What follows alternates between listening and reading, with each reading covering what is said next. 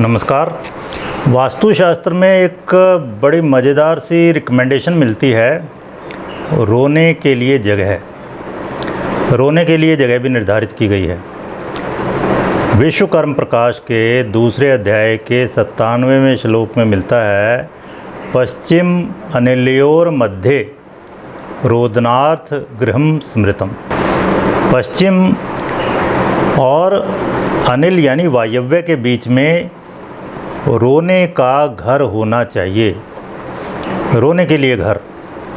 अब कुछ लोगों को बड़ा एकदम से अटपटा सा लगता है कि रोने की जगह, और एकदम हमें याद आ जाता है रामायण का कैकेयी का कोप भवन में जाना। तो हमारे ऋषियों ने इवन रोने के लिए भी जगह निर्धारित कर रखी थी, और इसका बहुत गहरा साइंस है। इसके पीछे लॉजिक है। आजकल आप देखो शहरों में हम अपने दिल का गुबार निकाल नहीं पाते, बहुत सारी बातें हैं किसी के साथ शेयर ही नहीं कर सकते, इसलिए साइकेट्रिस्ट क्लिनिक बढ़ती जा रही हैं, मनोरोग बढ़ते जा रहे हैं शहरों में, टेंशन, डिप्रेशंस। तो उस वक्त जो वास्तुशास्त्री थे उन्होंने इसके लिए भी जगह निर्धारित की, और इसके पीछे जो लॉजिक हैं वो इसमें हम डिस्कस करेंगे। तो आपको समझ आ जाएगा जब आप ऐसे समझो कि इवन ज्योतिष से भी इसको कोरिलेट कर सकते हो। ज्योतिष में जो 6th हाउस है, छठा जो भाव है, उसको हम कहते हैं रोग, ऋण, शत्रु भाव।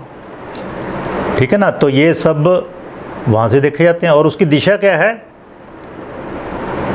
वही है वायव्य के पश्चिम में। पिछली वीडियो में मैंने डिस्कस किया था वायव्य के उत्तर में तो रिप्रोडक्शन के लिए जगह, लेकिन वायव्य के पश्चिम में रोने की जगह। और बिल्कुल ज्योतिष से भी इसको आप समझ सकते हो। ज्योतिष में जो छठा भाव है वो वेस्ट ऑफ नॉर्थ वेस्ट है, मतलब वायव्य के पश्चिम में, बिल्कुल जो ये जगह हम डिस्कस कर रहे हैं रोने की जगह। और छठे भाव से क्या क्या विचार किया जाता है, इसको रोग भाव कहते हैं। तो रोग, बीमारियां, तीव्र रोग, ऑपरेशंस, उधार या ऋण, शत्रुता, शत्रु, शोक, दुख, मुश्किलें, निराशाएं, मुकदमे, कोर्ट केसेस, डिफेमेशन, चिंताएं, चुनौतियां, दुश्चिंताएं, रिपीटेड एफर्ट्स, सब यहीं से देखते हैं। और इनमें से एक भी चीज़ रुलाने के लिए बहुत है।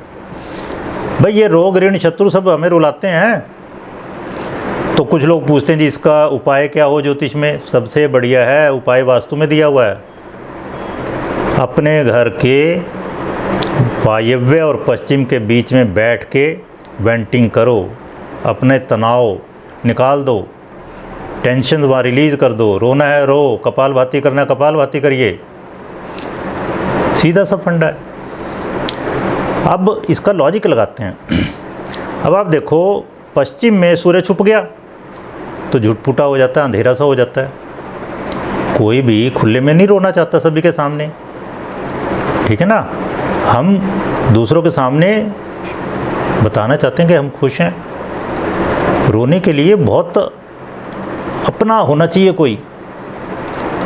तो यहाँ सूर्यास्त हो गया, कम रोशनी हो गई। आपने फिल्में देखी होंगी ना, फिल्मों में क्या दिखाता है डायरेक्टर कि कोई आदमी टेंशन में है, कोई पर्सन टेंशन में है, तो क्या करता है वो, अंधेरा कमरा, इवन अपना सोफे से भी नीचे उतर जाएगा और कोने में सिर घुटनों में दबा के बैठ जाएगा, और किसी से मिलना जुलना नहीं चाहता वो।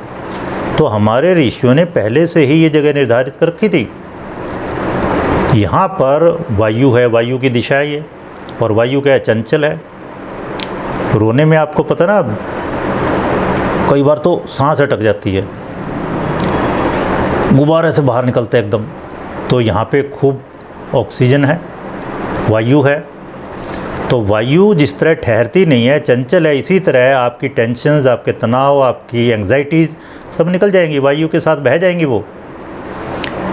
फिर आप देखो चंद्रमा वैसे चंचल है, ये चंद्रमा की दिशा है, चंद्रमा की रोज़ कलाएँ बदलती हैं, सबसे तेज़ चलने वाला ग्रह है। चंद्रमा स्थिर है, चंद्रमा ठंडा है, तो यहाँ ठंडक लग पड़ जाएगी आदमी को, कलेजे को, और जो आपकी टेंशन्स हैं वो निकल जाएंगे बहुत जल्दी से। जिस तरह चंद्रमा घटता बढ़ता रहता है, ठीक है ना, यहाँ पे आपकी टेंशन्स ख़त्म हो जाएंगी। और चंद्रमा मन का भी कारक है, तो मन हल्का हो जाएगा यहाँ पर। चंद्रमा मनसो जाता है, चंद्रमा को भगवान के मन से उत्पन्न माना गया है। और ये राज क्षेत्र है, यहाँ पे वायु की रजस ऊर्जा है विद्यमान, तो बहुत तेज़ी से आप तनाव मुक्त हो जाएंगे यहाँ पर। So you can consider this the best place to get relieve of days tensions, anxieties, woes and even anger. अब देखो क्रिश्चियनिटी में क्या है, क्रिश्चियनिटी में इसके इक्विवेलेंट मिलता है कन्फेशन। कन्फेशन रूम होता है चर्चिज में, वहाँ कुछ कुछ अंधेरा है, कुछ कुछ उजाला, और वो पादरी है, उसके सामने उसको आपकी शक्ल नहीं पता चलेगी, आपको उसकी शक्ल नहीं पता चलेगी, और लोग वहाँ पे फिर अपने जो भी टेंशन्स हैं, जो पाप कह लो, वो अपना दिल का गुबार वहाँ निकाल लेते हैं। तो ये हर एक संस्कृति में किसी न किसी रूप में विद्यमान है, और इसीलिए गांव वगैरह में जो सिंपल लिविंग है उन लोगों में टेंशन नहीं है इतनी, क्योंकि वो अपना दिल का गुबार निकाल लेते हैं, कोई ऐसी टॉप सीक्रेट वाली चीज़ है ही नहीं। ठीक है, तो इसको हम और तरह से भी लगा के देखते हैं।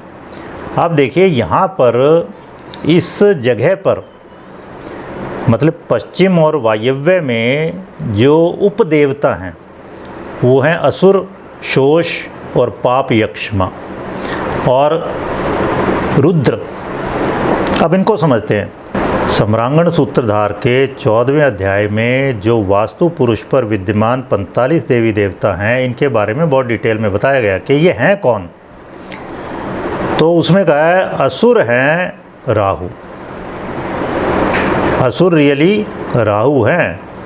सिमिका जो कि आसुरी देवी है, उसके पुत्र हैं ये, और इनका दूसरा नाम है अर्केंदु मर्दन। अर्क यानी सूर्य और इंदु यानी चंद्रमा का मर्दन करने वाले, इनको ग्रहण लगाने वाले। और एक और बुक है अपराजित परीक्षा, उसमें भी कहा है असुर है राहु। पहले मैं थोड़ा थोड़ा इनके बारे में बताता हूँ, फिर और डिटेल में बताते हैं। और शोष, शोष का मतलब होता है सोखना। इसके बारे में कहा है सम्रांगण सूत्रधार में, ये हैं सौरी, सूर्य पुत्र यानी शनि, सोखने वाले। और अपराजित परीक्षा में भी ये कहा है, ये है सौरी या शनिश्चर, धीमे चलने वाले।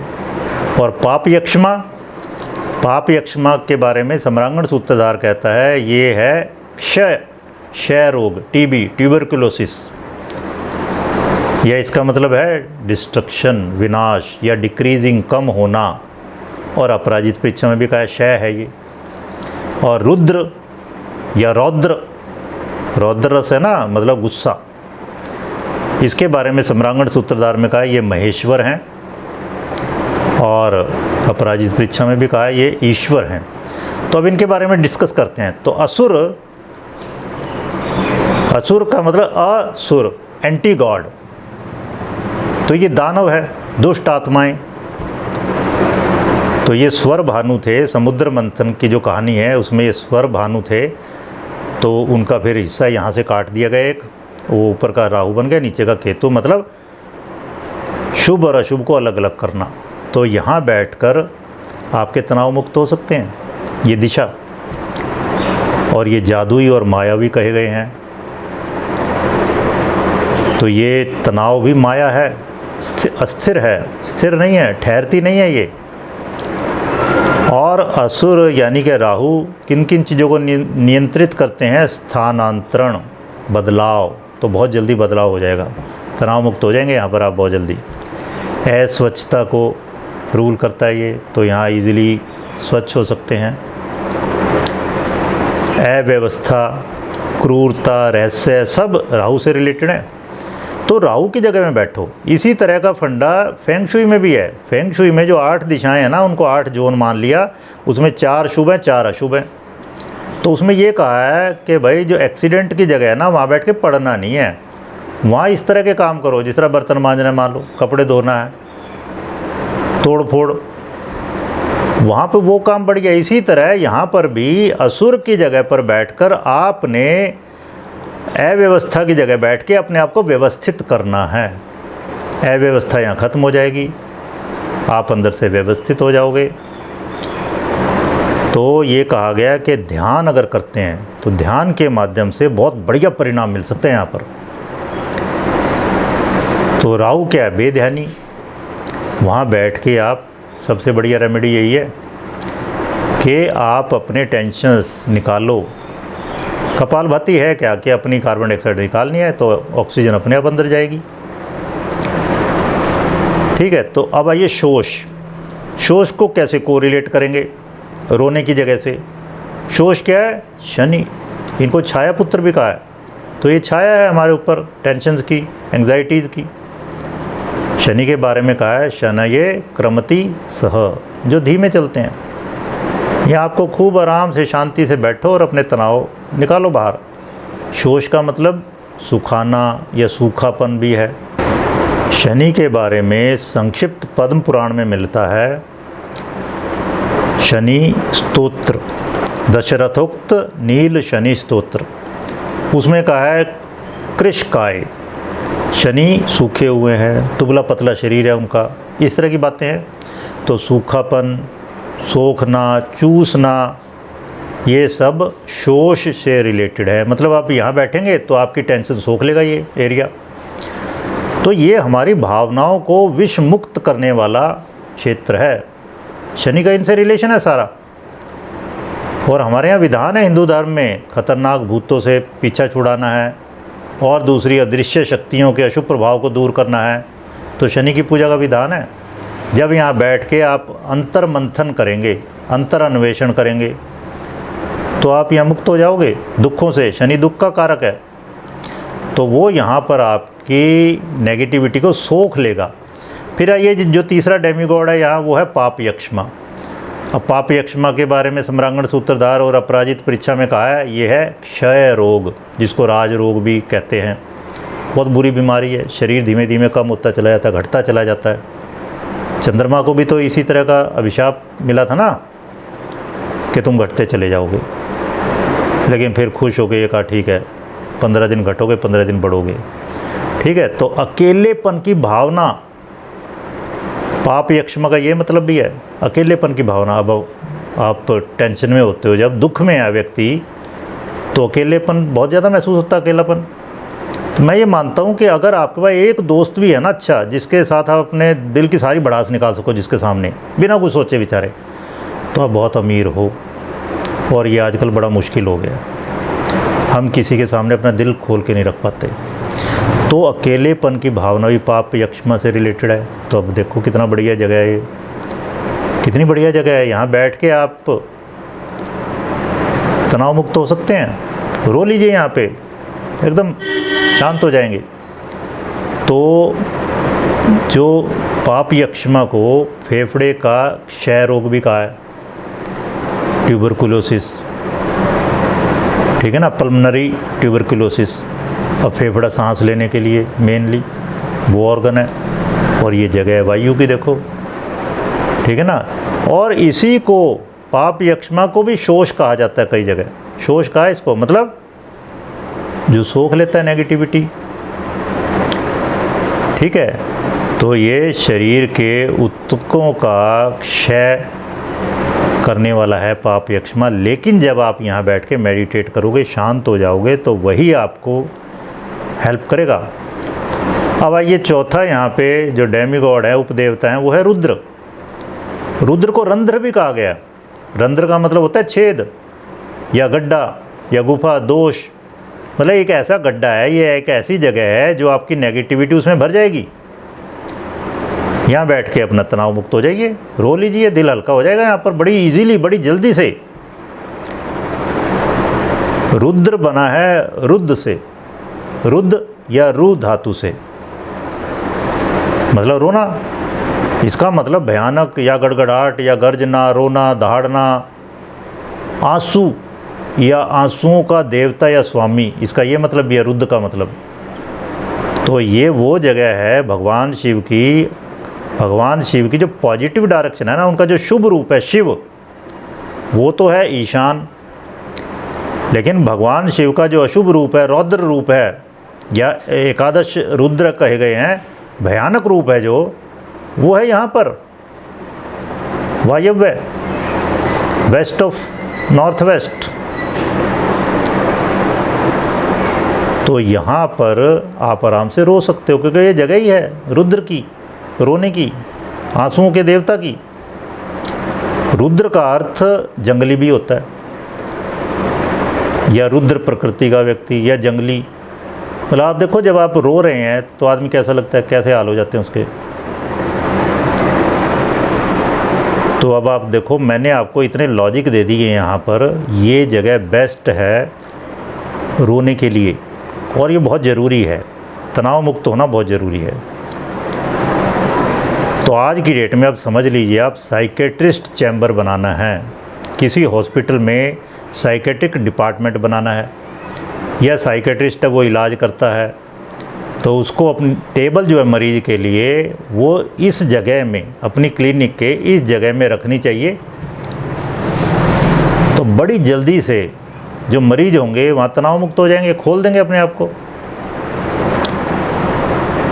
तो इस जगह का फ़ायदा उठाइए। और देखो ये कहाँ है, जब दिन ढल गया, पश्चिम में दिन सूरज डूब गया, उसके बाद दिन भर टेंशन में आदमी परेशान होता है। और छठा भाव क्या है, दास्ता का है। छठा भाव है नौकरी का, 10वां भाव अपना कर्म है, अपना व्यवसाय। लेकिन छठा भाव मतलब वेस्ट ऑफ नॉर्थ वेस्ट, वो है नौकरी। ये कहा गया ना, नीति शास्त्र में कहा है, सर्वम स्ववशम सुखम, सर्वम परवशम दुखम, एतत् विद्यात् समासेन लक्षण सुख दुःखयो। जो मेरे अपने वश में है वो सब सुख का कारण है, जो दूसरे के वश में है वो सब दुख का कारण है। सुख और दुख का अगर समरी कर दें, यही लक्षण है बस, कि जो मेरे वश में है वो सुख। तो ये छठा भाव क्या है, दूसरे के वश में हम नौकरी कर रहे हैं किसी की, ठीक है ना। तो आदमी दिन भर इतना टूट जाता है कि उसके लिए ये जगह बैठ के भाई तनाव मुक्त हो लो, यहाँ पर टेंशन फ्री हो लो, रोना है रो, नहीं तो मेडिटेट कर लो, कपालभाति करनी है वो कर लीजिए, तो आप एकदम टेंशन फ्री हो जाएंगे। आने वाले दिनों में हम वास्तुशास्त्र पर एक कोर्स करने वाले हैं, और एक रेमेडीज़ पर, ज्योतिष और वास्तु और इसी तरह के दूसरे जो सब्जेक्ट हैं उनमें उपाय। तो जो भी आप में से इंटरेस्टेड हैं, हमें अपना व्हाट्सएप नंबर ज़रूर लिखिए, हम आपको जो सही सही डेट हैं उसकी डिटेल वो इन्फॉर्म कर देंगे। धन्यवाद।